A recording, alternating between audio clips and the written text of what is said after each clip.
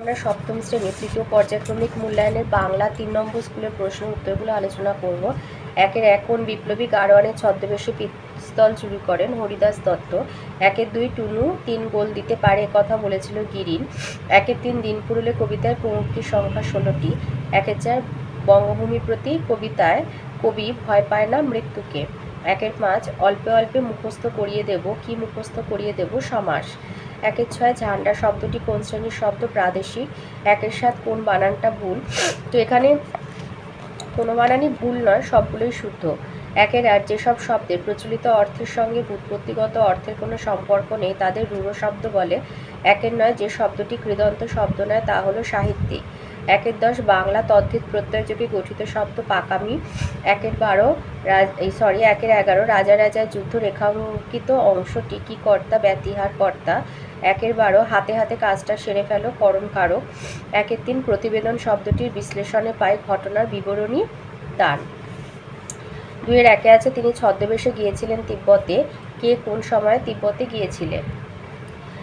তৃতীয় যে ব্যক্তির প্রতি এটা দিয়েছে দেবাত্মা হিমালয়, প্রবোধ কুমার শ্যানলালের দেবাত্মা হিমালয় থেকে দিয়েছে। তৃতীয় যে ব্যক্তির প্রতি আমি অসীম শ্রদ্ধা পোষণ করি তিনি ছদ্মবেশে গিয়েছিলেন তিব্বতে, শরৎচন্দ্র দাস। তার নাম শরৎচন্দ্র দাস, তিনি গিয়েছিলেন 19 শতকের শেষ ভাগে। তাহলে এখানে যে প্রশ্নটা দিয়েছে তিনি ছদ্মবেশে গিয়েছিলেন তিব্বতে, কে গিয়েছিলেন কোন সময়? শরৎচন্দ্র দাস 19 শতকের শেষ ভাগে ছদ্মবেশে তিব্বতে গিয়েছিলেন। 2-2 বলেছে তাতেও ভাবতে হয় নুরু। কি নিয়ে ভাবার কথা বলা হয়েছে? এটা নরহরি দাস থেকে দিয়েছে, এটা আছে 135 পাতাতে। এই যে নরহরি শিশু ভাগ্নেয়কে কোলে করিয়া মাতার প্রবেশ, মানে নরহরি শিশু ভাগ্নেকে কোলে করে নরহরির মার প্রবেশ। তো নরহরি কে ওর মা বলছে না বাবা আমাকে পরে বুঝিয়ে দিলেই হবে, তোমার ভাগ্নেকে এখন একটু আদর করো। তখন নরহরি বলছে আদর করব, আচ্ছা এসো আদর করি। কি করে আদর আরম্ভ করি রসে একটু ভাবি। তো তখন সেই প্রসঙ্গে মানে ভাগ্নেকে আদর করা কিভাবে আদর করবে সেটা নিয়েও নরহরি দাস চিন্তায় পড়ে গেছে। তো সেই নিয়ে মা আদর করবি তাতেও ভাবতে হবে নুরু উক্তিটি বলেছিল। তাহলে ভাগ্নেকে আদর করবে সেই নিয়েও নরহরি চিন্তায় পড়ে গেছে, এই ভাবনার কথা এখানে বলা হয়েছে। 2-3 বলেছে সবাই টুনুকে নিয়ে ব্যস্ত, এই ব্যস্ততার ফাঁকে কি হয়েছিল? এটা শরদিন্দু বন্দ্যোপাধ্যায়ের গাধার কান গল্প থেকে দিয়েছে, এটা আছে 114 পাতাতে। বলছে টুনুকে নিয়ে সবাই ব্যস্ত। এই যে দেখতে দেখতে টুনু আর একবার বল নিয়ে দৌড়ালো। এবার ব্যাগ দুজন এমনভাবে তার সামনে দাঁড়ালো যে একজনকে কাটিয়ে বেরোতে গেলেই আর একজনের সামনে পড়তে হয়। টুনু বলটি চট করে রণজিৎকে পাশ করিয়ে দিল। রণজিতের দিকে কারো নজর ছিল না, সবাই টুনুকে নিয়ে ব্যস্ত। তাই সবাই যখন টুনুকে নিয়ে ব্যস্ত, ব্যস্ততার ফাঁকে কি হয়েছিল? টুনু বলটি চট করে রণজিৎকে পাশ করিয়ে দিয়েছিল। রণজিতের দিকে তখন কারোর নজর ছিল না। 2-4 বলেছে দুকড়িবালা দেবী কবে জেল থেকে ছাড়া পেয়েছিলেন? এটা আছে তোমাদের বইয়ের 91 পাতায়। স্বাধীনতা সংগ্রামের নারী কমলা দাশগুপ্তের দুকড়িবালা দেবী কবে ছাড়া পেয়েছিল? তিনি মুক্তি পেয়েছিলেন 1918 সালের ডিসেম্বর মাসে। এই যে তিনি মুক্তি পেয়েছিলেন 1918 সালের ডিসেম্বর মাসে। 2-5 পাখিরা কোথা থেকে কোথায় উড়ে যায়? এটা 192 পাতায় হবে। পাখিরা ধানের ক্ষেত থেকে নিজের বাসার দিকে উড়ে যায়। 2-6 আছে সকালের আগমন কিভাবে ঘোষিত হয়? পাখির গানে। 2-7 দিয়েছে প্রাকৃতজ শব্দ কাকে বলে? এই উত্তরটা লিখবে। তদ্ভব শব্দগুলি প্রাকৃত ভাষা থেকে জাত বা উৎপন্ন হয় বলে এই জাতীয় শব্দগুলিকে প্রাকৃতজ শব্দ বলা হয়। যেমন গাত্র গাও গা, মৎস্য মৎস্য মাছ।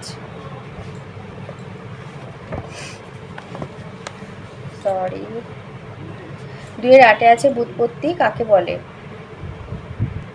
এই উত্তরটা লিখবে।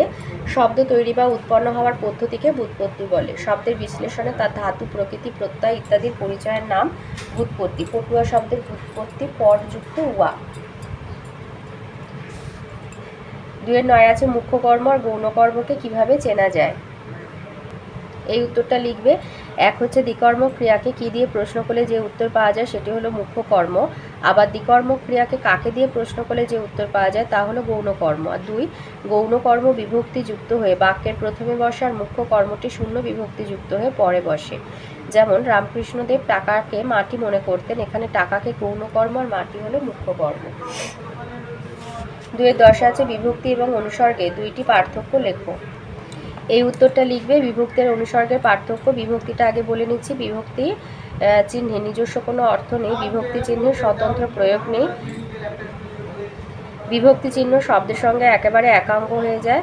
আর অনুসর্গ হচ্ছে অনুসর্গের নিজস্ব অর্থ আছে, অনুসর্গের স্বতন্ত্র প্রয়োগ আছে, অনুসর্গ কখনো শব্দের সঙ্গে যুক্ত হয়ে বসে না।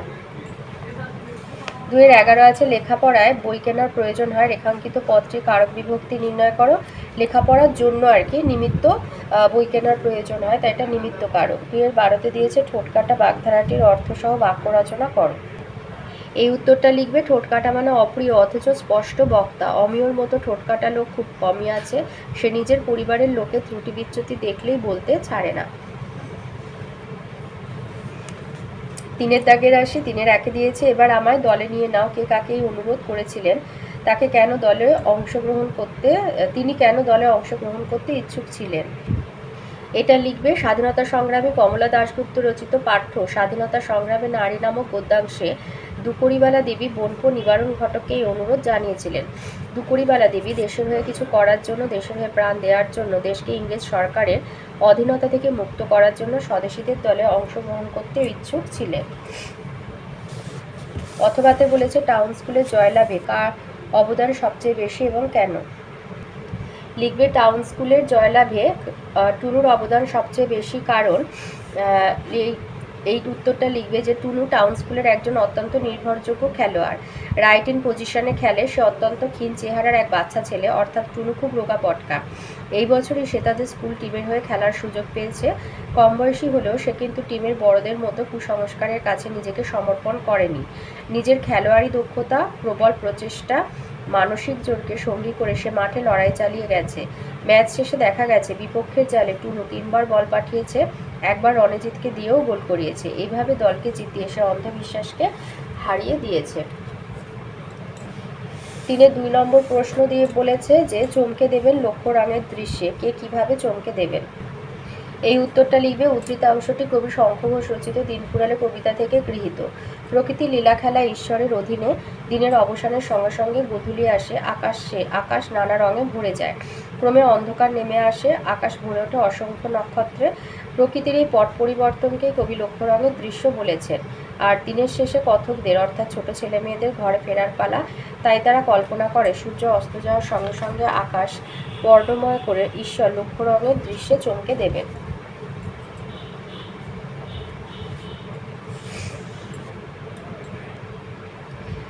অথবাতে আছে নীরব এখানে অমর কিষানপাড়া, কিষানপাড়া নীরব কেন, কিষানপাড়াকে কবি অমর বলেছে কেন। কিষানপাড়া নীরব কেন, এই উত্তরটা লিখবে দুর্ভিক্ষের কারণে অনেক মানুষ পাড়া ছেড়ে চলে যাওয়ায় কিষানপাড়া নীরব। আর ওর সাথে আছে কিষানপাড়াকে কবি অমর বলেছেন কেন।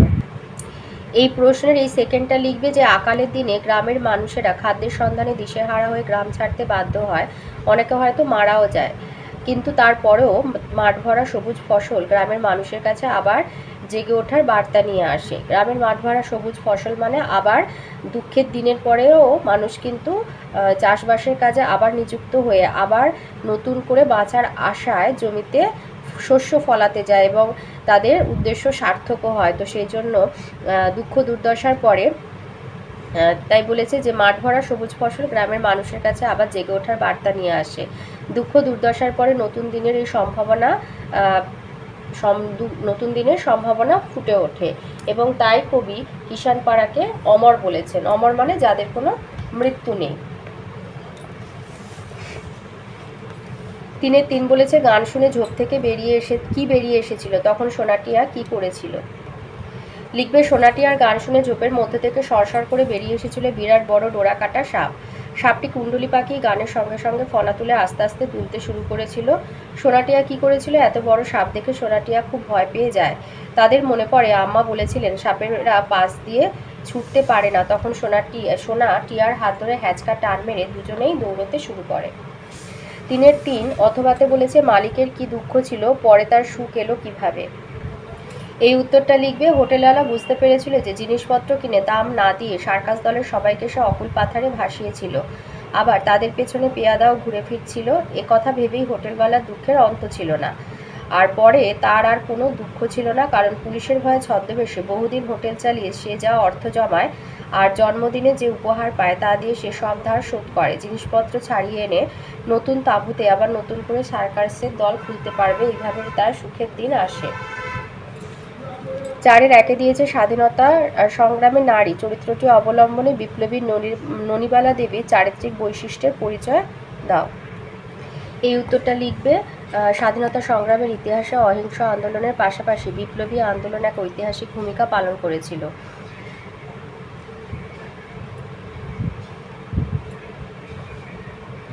এটা না, এইটা লিখবে। এইটা হচ্ছে ননিবালা, এটা হচ্ছে দুকড়িবালা দেবী। বিপ্লবী ননিবালা দেবী ছিলেন এক আপসীন সংগ্রামী নেত্রী।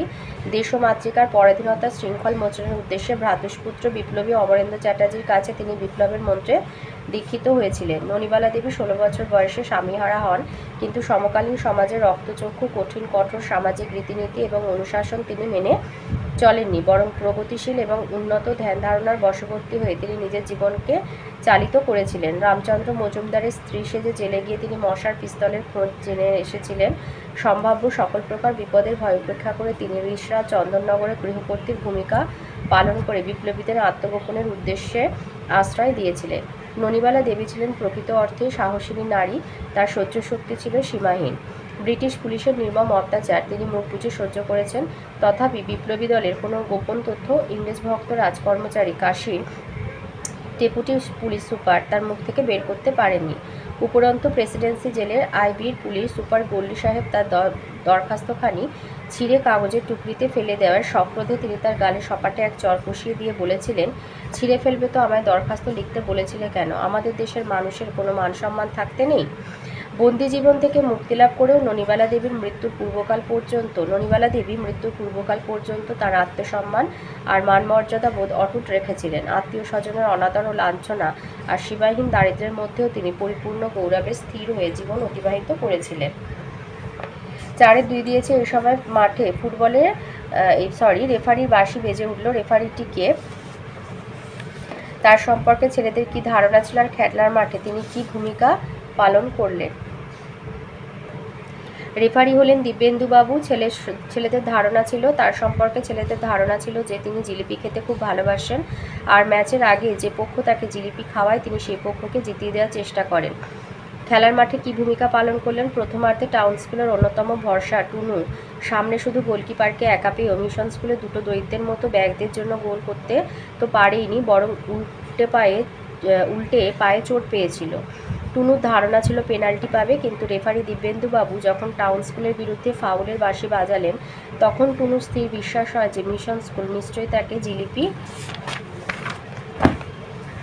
খাইয়ে নিজেদের পাশে টেনেছে। খেলার বাকি সময় অবশ্যই এর প্রমাণ মেলেনি। 4-3 নম্বর প্রশ্ন, এসব বাজে ভাবনা নিয়ে থাকা ভালো?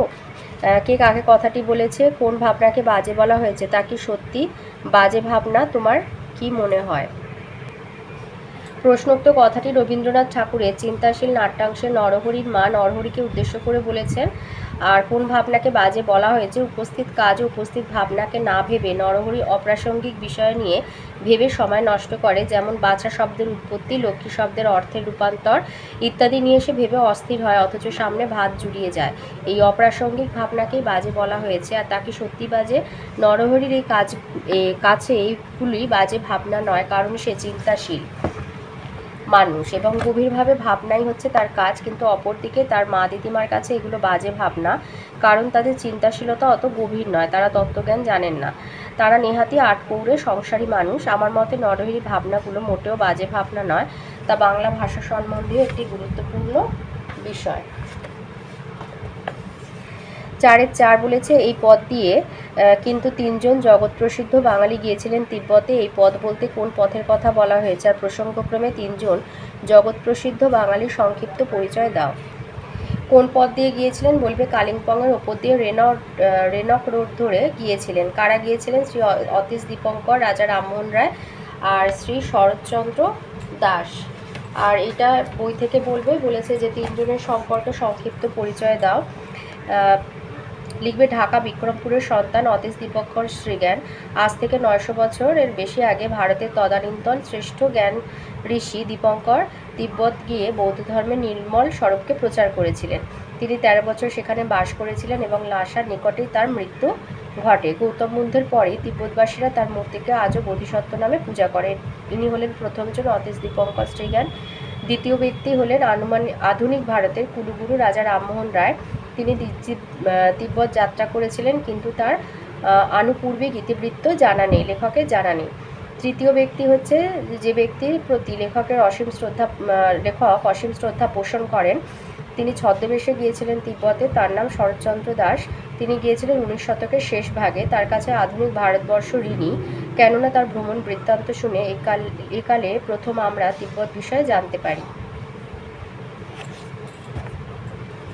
5-এর 1-এ আছে দিনফুরুলে কবিতায় কিশোর মনের যে পরিচয় পাওয়া যায় তা নিজের ভাষায় লেখো।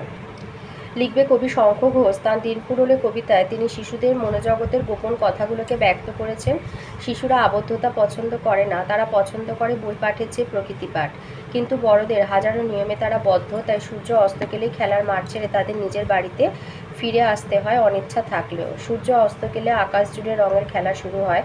কোথাও আগুন রঙের ছোঁয়া লাগে, কোথাও লাল, কোথাও হলুদের আভা দেখা যায়। দেখে মনে হয় ঈশ্বর যেন রঙের বাক্স আকাশে উপর করে দিয়েছেন। এই সুন্দর রঙের দৃশ্য শিশু মনকে তীব্রভাবে আকর্ষণ করে। গোধূলির বর্ণময় প্রকৃতিকে দুচোখ ভরে দেখা তাদের হয় না। বড়দের প্রচলিত কঠোর নিয়মে তাদের মন প্রাণ আবদ্ধ, তাই সময় হলে তাদের অনিচ্ছা সত্ত্বেও ফিরে আসতে হয় ঘরে, থামিয়ে দিতে হয় খেলা। এই জন্য দিন ফুরানো শিশুদের অপছন্দ। শিশু মনের এইভাবে গোপন জগতের প্রকাশ ঘটেছে। 5-এ 2 দিয়েছে আকাল ও দুর্ভিক্ষের প্রেক্ষাপটে মানুষের সম্মিলিত শ্রমা জীবনী শক্তি কিভাবে বিজয়ী হয়েছে চিরদিনের কবিতা অবলম্বনে বুঝিয়ে দাও। এই উত্তরটা লিখবে জীবনী শক্তি হলো ব্যর্থতা আর হতাশা দূরে ঠেলে জীবনকে পুনরায় প্রতিষ্ঠিত করার শক্তি। কিছু মানুষ আছে যারা কোনো কাজে ব্যর্থ হলে তা পুনরায় চেষ্টা করে না, তারা জীবন সংগ্রামে পরাজিত হয়। কিন্তু বাংলার সাধারণ শ্রমজীবী মানুষ জীবন শক্তিতে বলীয়ান। তারা কোনো বাধাকে বাধা মনে করে না, কারণ তারা মনে করে থেমে গেলে জীবনও থেমে যাবে। 1943 খ্রিস্টাব্দে দুর্ভিক্ষ এক চূড়ান্ত অভিশাপ হিসাবে নেমে আসে বাংলার জনজীবনে। এ দুর্ভিক্ষ ছিল অনেকটাই মনুষ্য সৃষ্ট। কিছু মুনাফালোভী মানুষ নিজেদের স্বার্থসিদ্ধির জন্য ফসল, খাদ্য সামগ্রী তাদের নিজেদের দখলে রাখে, ফলে খাদ্য সামগ্রীর অভাব সৃষ্টি হয়। অর্থের বিনিময়ে খাদ্যবস্তু মেলা দুষ্কর হয়ে ওঠে। এই দুর্ভিক্ষে সবচেয়ে ক্ষতিগ্রস্ত হয়েছিল বাংলার শ্রমজীবী সাধারণ মানুষ। প্রচুর মানুষ না খেতে পেয়ে মারা যায়, কিন্তু এত সব সত্ত্বেও তারা থেমে থাকেনি। পুনরায় জীবনী শক্তিতে বলীয়ান হয়ে উৎপাদনের কাজে নিয়োজিত হয়েছে। বাংলার শ্রমজীবী মানুষের অধিকাংশই কৃষক, কামার, কুমোর, তাঁতি সম্প্রদায়ের মানুষ। এর মধ্যে সবচেয়ে বেশি মানুষ নিয়োজিত থাকে কৃষিকাজে। 1943 খ্রিস্টাব্দে দুর্ভিক্ষে বাংলার কৃষি ব্যবস্থা একেবারে ধ্বংস হয়ে গিয়েছিল। এরকম অবস্থায় বাংলা চাষিরা আবার জলে ভিজে রোদে পুড়ে সবুজ ফসল ফলাতে শুরু করে। বাংলার কৃষিতে সুবর্ণযুগ সূচিত হয়। এইভাবে কৃষকের সঙ্গে অন্যান্য জীবিকার সব মানুষের সম্মিলিত প্রচেষ্টায় তারা জীবনযুদ্ধে বিজয়ী হয়। 5-এ 3 দিয়েছে কালো স্রোতে ধৌত নাম নিত্য সমুজ্জ্বল। কালো স্রোতে কাদের নাম ধুয়ে যায়, সেই স্রোত কাদের স্মৃতি গ্রাস করতে পারে না। এই প্রশ্নের উত্তরটা লিখবো। এই যে কালো স্রোতে অহংকারী সাম্রাজ্যবাদীদের নাম ধুয়ে যায়, যারা ইটকাঠ পাথরের সৌধ তৈরি করে নিজেদের নাম অক্ষয় করতে চেয়েছিল। আর কাদের স্মৃতি গ্রাস করতে পারে না? কালের স্রোত মানব কল্যাণে নিবেদিত সেই সমস্ত মানুষগুলোর স্মৃতি গ্রাস করতে পারে না যারা মানুষের হৃদয় সিংহাসন অধিকার করে আছে। 5-এ 4 দিয়েছে বঙ্গভূমির প্রতি কবিতায় কবি দেশভক্তির যে পরিচয় লিপিবদ্ধ আছে তার পরিচয় দাও। এই উত্তরটা বলবে আধুনিক যুগের মহাকাব্যকার মাইকেল মধুসূদন দত্তের বঙ্গভূমির প্রতি কবিতাটি একটি গীতি কবিতা। কবিতায় প্রবাসে থাকাকালীন কবির দেশের প্রতি আন্তরিক টান ও ভালোবাসা প্রকাশিত হয়েছে। কবি তখন ইউরোপে, ফ্রান্সে যাওয়ার পূর্বে যখন তিনি এই কবিতা রচনা করেন, তখন তার মনে প্রবল আবেগ দেশকে নিয়ে। তাই এই কবিতায় দেশকে মা সম্বোধন করে তিনি বলেন, মা যেন তাকে মনে রাখেন, মনের সাধন করতে গিয়ে যদি তিনি কোনো ভুল করে থাকেন, তবু মা যেন তার মন কুসুমকে মধুহীন না করেন। দেশমাতৃকাকে ভুলে তিনি যে প্রবাসী হয়েছেন, এই দুঃখ থেকে তিনি বলেন, ভাগ্যের বশে প্রবাসী যদি তার মৃত্যুও হয় তাতে তার কোনো খেদ নেই, কারণ তিনি জানেন জন্ম নিলে একদিন মরতেই হয়, কেউই অমর নয়। মা যদি সন্তানকে মনে রাখেন তবে তিনি যমকেও ভয় পান না। অবশেষে কবি বলেন, তার তেমন কোনো গুণ নেই যা দিয়ে তিনি মায়ের কাছে অমরতা চাইতে পারেন।